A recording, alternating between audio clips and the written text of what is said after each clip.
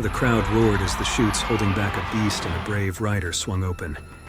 The 2,000-pound bull exploded forward, kicking and spinning wildly. Brent Thurman held on for dear life as the raging beast did all it could to send him to the ground. Every buck sent Brent shooting forwards and backwards, yet his determination and skill kept him glued to the bull. He willed himself to somehow stay on top the angry bull for a whole 8 seconds. But this short time frame stretched into an eternity as the last few seconds dragged on. Will he come out victorious, or will he be trampled by the deadly hooves of a wild animal? Finally, the buzzer rings out. Brent pushes away from the bull and scurries away before getting caught up in its fury. The deafening roar of the crowd fills the arena as Brent Thurman claims another victory. This is a day in the life of a legendary cowboy when everything goes according to plan. But, as you'll soon find out, the cruel hands of fate don't always care about your plans. This is the story of Brent Thurman, the legendary bullrider, who was the first to ever die at the National Finals Rodeo. Throughout his life, this tough legend nearly chopped his leg off with a chainsaw, broke the same bone 22 times, and got tossed from a lot of raging bulls, until the fateful day that a bull took his life. As always, viewer discretion is advised. What is so thrilling about watching man and beast battle it out in the rodeo ring? Ordinarily, man wouldn't stand a chance against an animal that weighs almost a ton. But in the rodeo ring, the courageous rider has some illusion of control. Would you dare climb atop a bull? Or is it better to experience this thrill from the sidelines? Before he became known as one of the top-ranked professional bull riders in the world, Brent had his own hardships to endure. It is likely that these hardships made him tough enough for the rodeo circuit. Born on March 3, 1969, in Austin, Texas, Brent was the younger of 2 siblings. His brother Brock was serious, like their father, Will. However, Brent was more like his mother, Kay. He took everything in stride and always wanted to make those around him laugh. When the boys were 7 and 9, their parents went through a divorce that impacted both of them deeply. Brent turned to school sports as a way to distract himself from this hard time of life. He was a naturally talented athlete, but it was soon discovered that he had dyslexia. So it seemed like he was destined for a future in sports, rather than academics. Regardless, Brent worked tirelessly with tutors and developed a special bond with his mom.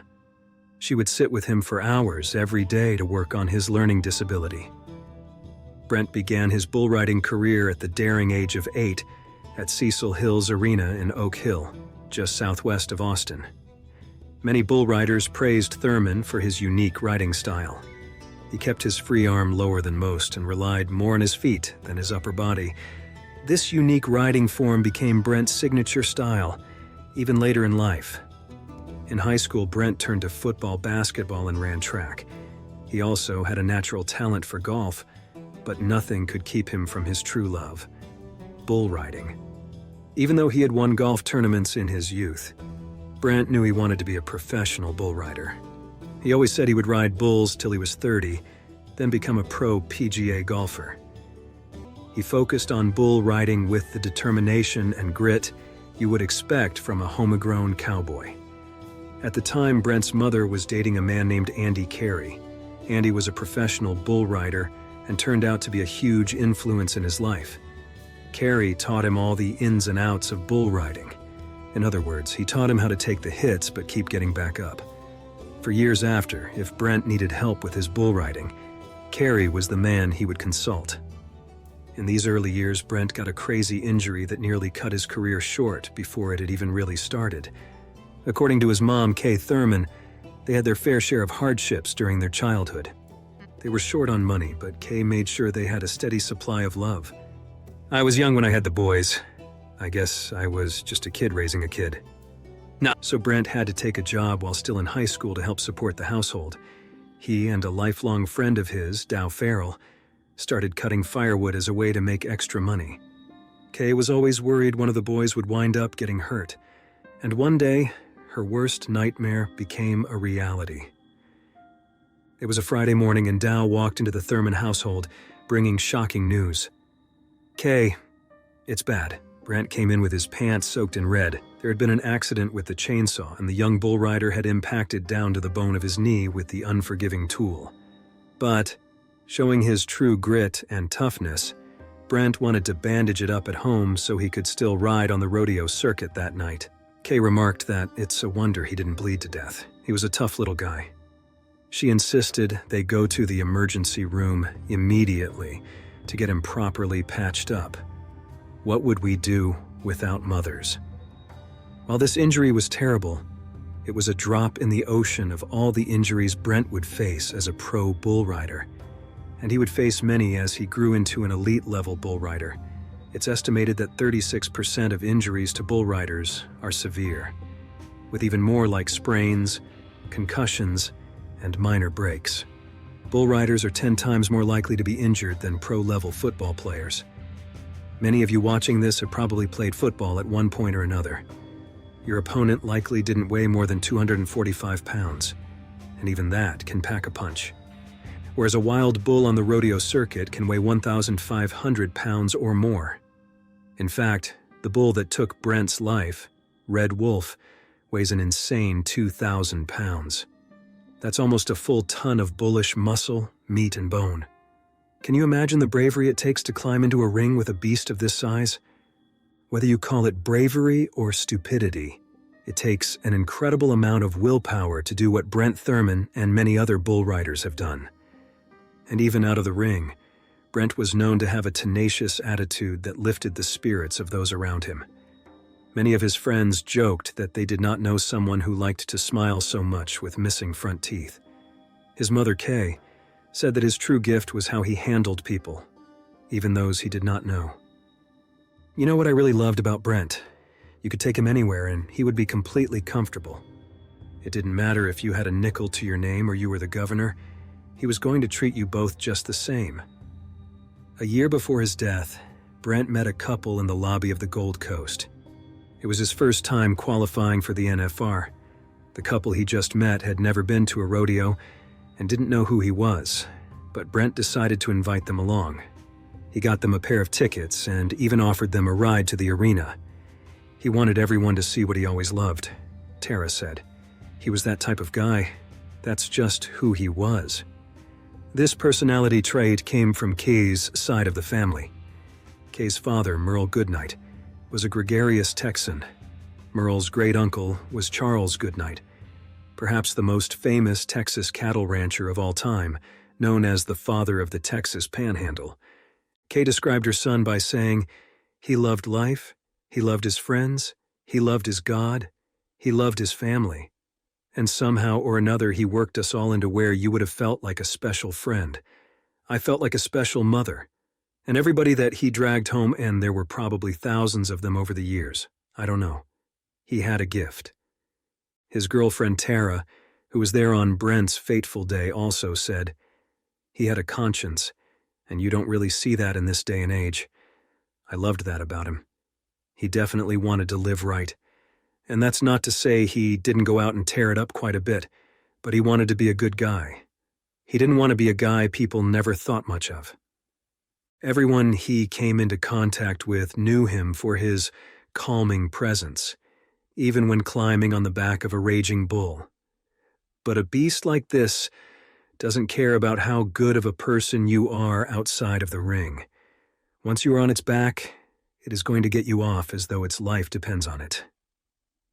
Throughout the years, Brent sustained his fair share of injuries, but it was worth it, as it brought a fair share of wins too. Brent's journey into the world of professional bull riding began with promise. After his first professional year ended in 1989, Brent made a name for himself as one of the top 30 bull riders in the world. However, small persistent injuries plagued him for several years, preventing him from reaching the National Finals Rodeo sooner than he had hoped. Despite these setbacks, his potential shone through, and he became a 3-time competitor in the Texas Circuit Finals Rodeo. Before Brent had made it to his first National Finals Rodeo, he broke his left wrist 22 times. Many of us go through our whole lives with 1 or 2 broken bones. Imagine breaking the same wrist 22 times over. He had it reconstructed in 1993, so he could focus on his career without a recurring injury holding him back. By 1993, Brent's perseverance had paid off, and he qualified for his first NFR. That year, he impressed everyone by finishing 5th in the final standings. The following year, in the 1994 Crown Royal World Standings, he continued to excel. He finished in 13th place. But even more impressive than his growing career and accomplishments was his character. Brent was more than a bullrider. He was a beloved figure among his peers and the wider community. Legendary riders and friends like Ty Murray, Randy Thornton, Brian Herman, and Michael Gaffney often spoke of the admiration many children had for Brent. His ability to connect with everyone he met made him a favorite both inside and outside the rodeo arena.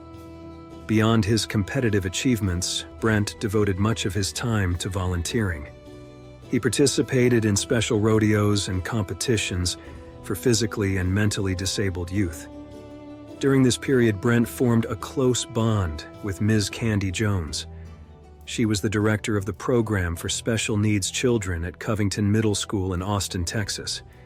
He volunteered at the school, assisting with reading and horticultural projects for the children. This program became very dear to Brent's heart. He dreamed of organizing a championship bull riding event, with proceeds going to support the program. His commitment to helping others was a testament to his character. Brent was also a founding member of the Professional Bull Riders Association in 1993. He was looking forward to the changes it would bring. Other founding members include pros like Jerome Davis, Cody Lambert, and Tuff Hedeman. If you haven't heard of Tuff Hedeman, you may have heard of the bull that nearly ended his career. It was a fearsome beast named Bodacious. In 1995, Bodacious headbutted Tuff so hard that he shattered almost every bone in his face. But this was nothing compared to the fate Brent would face at the hands of Red Wolf. Brent almost bested Bodacious at the 1994 Bull Riders Only World Finals in Denver, Colorado. He was knocked off just shy of the 8-second mark. The idea behind the PBR Association was to break free from the rules holding riders back in other leagues. So, every founding member, including Brent, donated $1,000 to the cause. PBR co-founder and 9-time world champion rodeo cowboy Ty Murray said, "We wanted to create a better product for the fans, so that when they tuned in, they were seeing the best of the best every time." His girlfriend Tara heard him on the phone once with regards to the PBR Association. She said, "I remember him talking on the phone and saying, 'Whatever it is, I'm in. I want this. Let's do this.'" His mom also recalls his passion for the PBR. He said, "Mom, it'll give us all a chance." It gave Brent something to believe in. It was something he was very, very proud of. In October of 1994, just 2 months before his death, he qualified for the first ever PBR World Finals. As Kay put it, he got a taste of it. But unfortunately, a taste was all Brent Thurman would live to enjoy. It was Sunday, the 11th of December, 1994, the morning of Brent's 10th and final ride at the 1994 NFR in Las Vegas. Brent Thurman was known for having a calming presence in one of the most dangerous sports in the world. But that December morning, he woke up anxious about his final round matchup with a ferocious bull named Red Wolf at the National Finals Rodeo. He had to settle his nerves, so he nervously asked Aaron Semas for his thoughts on the bull. This was something that Tara Farrell recalled as out of character for the relaxed rider. But besides his anxiety, it seemed like any other Sunday. Brent was jovial, annoying everyone in the car by singing Winter Wonderland, all the way from the Gold Coast Hotel and Casino to the Thomas and Mack Center, where the event was taking place. He'd sing a few lines, look to his friends for approval, then try to sing some more. That was Brent. He was a joker who could make almost anyone feel at ease in a tense situation. As they finally arrived at the arena, Brent joked, "The minute I get off that bull, I'm gonna have a shot of tequila." Maybe his body and mind were trying to warn him. His usual calmness was really overshadowed by his anxiety that morning. Either way, he never had the opportunity for that final drink. More than 17,000 people were in attendance as Thurman pinned on his number 53. He slowly prepared for the last ride of his life. His opponent that day was the mighty Red Wolf. This massive beast bucked some of the best cowboys to ride in the rodeo arena. He bucked from 1988 until 2000, for a total of 12 years. This is considered an old age for a bucking bull, which is especially impressive considering he bucked more than 100 times at all levels. In 1996, Red Wolf won the Professional Rodeo Cowboys Bull of the Year title. In 2013, he was inducted into the Professional Bull Riders Brand of Honor. As far as bucking bulls go, Red Wolf was the perfect specimen. He was powerful, intense, and had the swagger of a champion boxer. Years of selecting the finest breeds led to a beast of this stature. So, Brent settled on his place atop Red Wolf, waiting for the chutes to burst open. Now Farrell remembers that it took longer than usual for him to call for the opening of the gate. We can only speculate on what was going through Brent's mind. But it's likely the previous nerves he felt were starting to act up, but it was not in the cowboy's nature to back down from a challenge.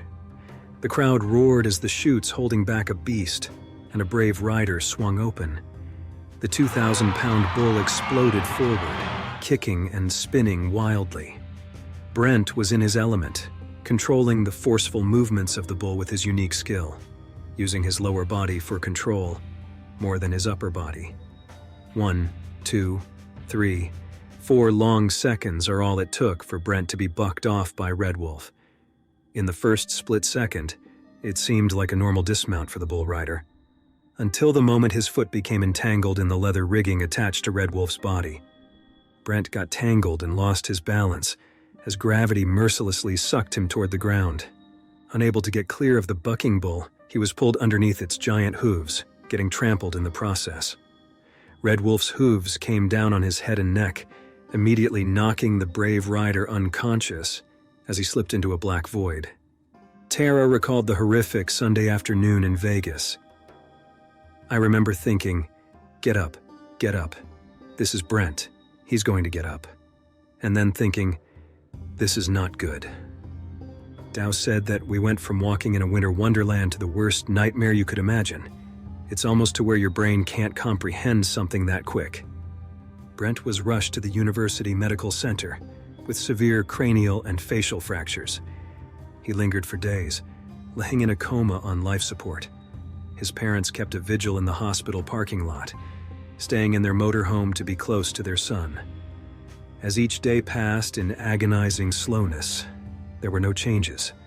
Brent didn't gain consciousness and never again gave his parents or his girlfriend that disarming grin. In her final words to Brent, his girlfriend Tara reassured him that it was okay to go and be with God. 6 days after stepping into the ring and straddling Red Wolf, Brent Thurman passed away at the young age of 25 years old. It was his love, his passion, and it made his 25 years incredibly happy. Tara would later say, although he didn't live to see the fruits of his Public Bull Riding Association dreams, Brent Thurman was inducted into the PBR Hall of Fame in 2012, 18 years after his tragic death. Thurman's mother, Kay, took his death especially hard. For 2 years, Kay felt mad at God, until she realized that holding on to that anger only hurt herself. She felt guilty for having put him on his first bull. Eventually, she came to terms with that decision. That child was my life. Nothing matters without him in it. An honor guard of 170 pallbearers and 1,500 of Thurman's friends and colleagues attended his funeral at the Travis County Exposition Center in Texas. "He was your friend even if you never met him," Robert Waite, a fellow rodeo performer, told the Austin Journal. "Everyone was welcome at his campfire." Thanks for watching, and I'll see you in the next one. Stay bold and live brave.